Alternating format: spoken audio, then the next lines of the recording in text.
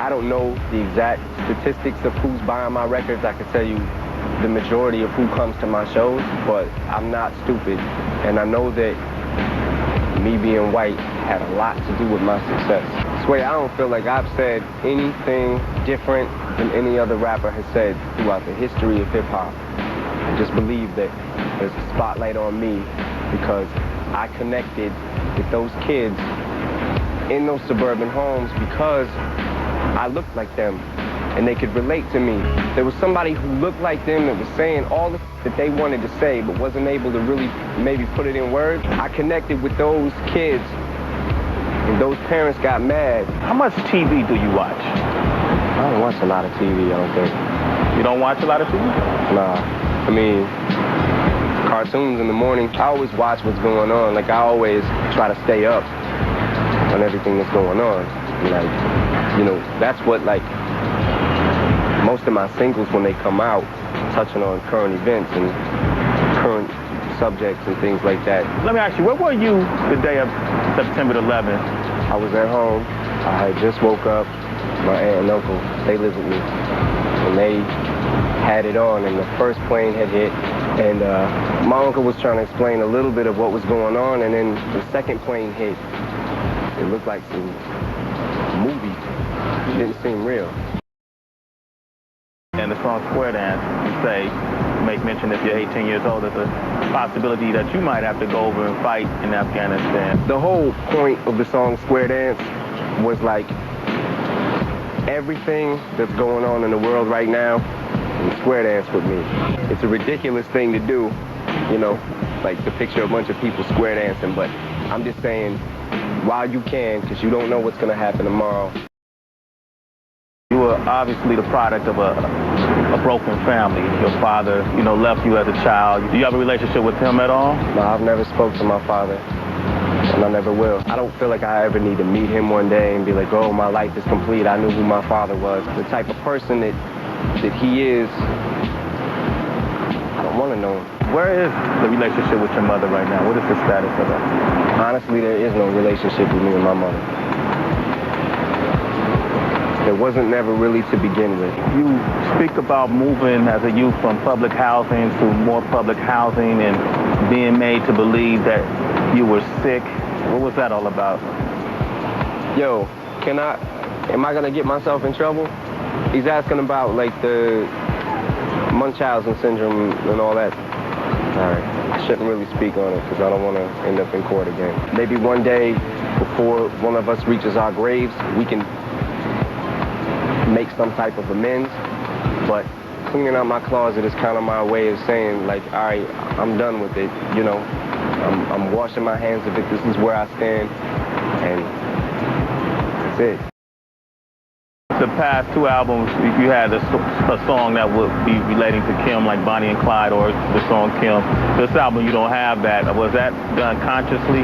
I'm so happy that I'm able to, you know, take my emotions and be able to write them down in the form of a song or whatever, but I don't need to keep dwelling and beating up on the same thing for every song. There's little songs that touch on it here and there, but I don't want to dwell on everything bad that's happened to me. Now that y'all divorced, what is your relationship like with Kim? Better. It's better. It's at a level where we can communicate now, and my bitterness is gone. I ain't gonna lie, like I was bitter. How difficult was the divorce?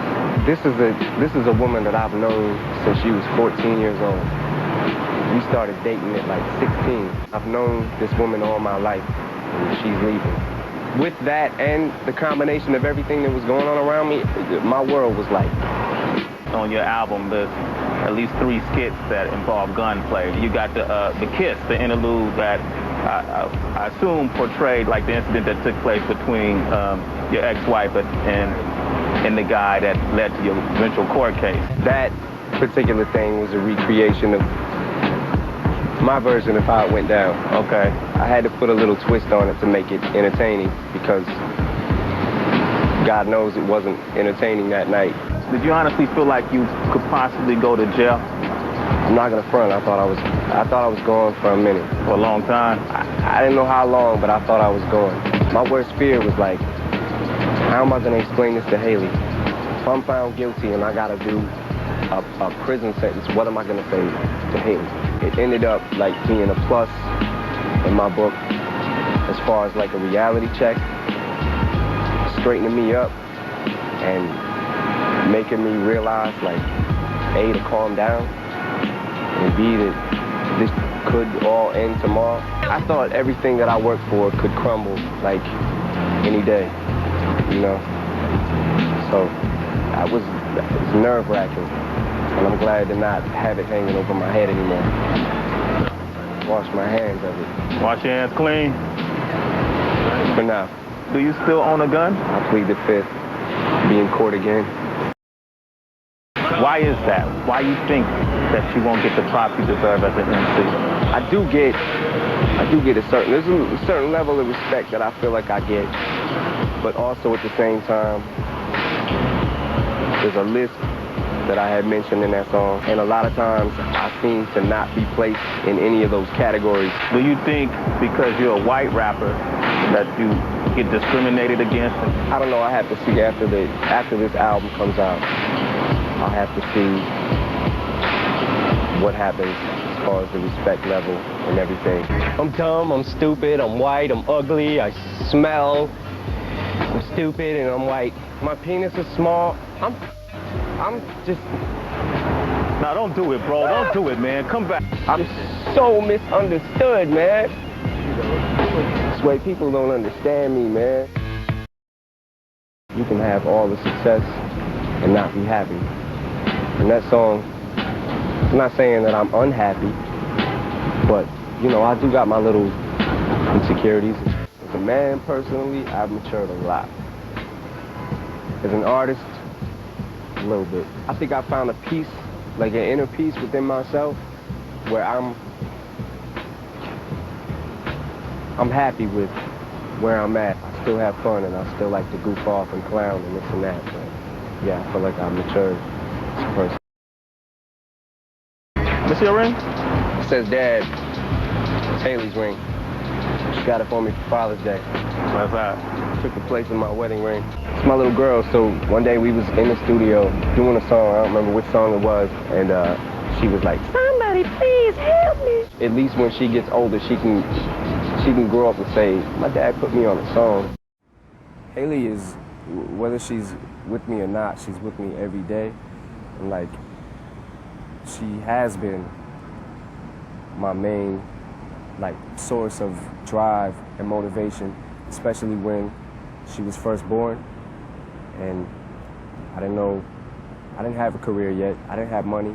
I didn't have a place to live, you know? So I think that like really kicked me in the ass harder than anything was knowing that, and how am I gonna raise her, and like gave me that motivation once I got the deal.